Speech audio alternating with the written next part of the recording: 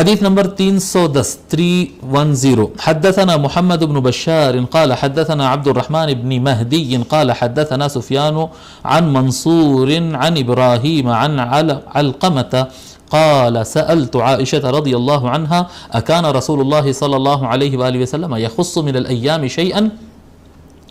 حضرت علقمہ کہتے ہیں میں ام المؤمنین عائشہ رضی اللہ عنہا سے سوال کیا کہ کیا رسول اکرم صلی اللہ علیہ وآلہ وسلم روزہ رکھنے کے معاملے میں دنوں میں کچھ دن مخصوص کرتے تھے، ہاں یہ دن رکھنا ہے یہ دن نہیں رکھنا، اس طرح سے مخصوص کرتے تھے؟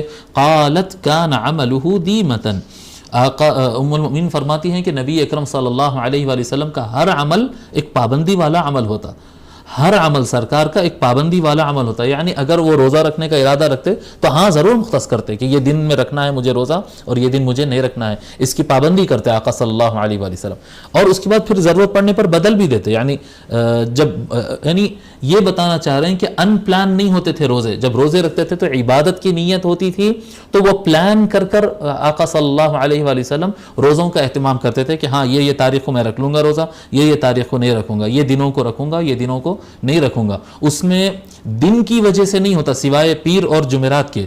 منڈے اور تھرسڈے کو جو ہے دن کے اعتبار سے خاص کرتے تھے، باقی دنوں کا کوئی اعتبار نہیں رہتا تھا، باقی دنوں کا کوئی اعتبار نہیں رہتا تھا. جب رکھنا ہوتا تو پلان سے رکھتے، جب چھوڑنا ہوتا تو پلان سے چھوڑتے. ٹھیک ہے. وَأَيُّكُمْ يُطِيقُ مَا كَانَ رَسُولُ اللَّهِ صلی اللہ علیہ وآلہ وسلم يُطِيقُ.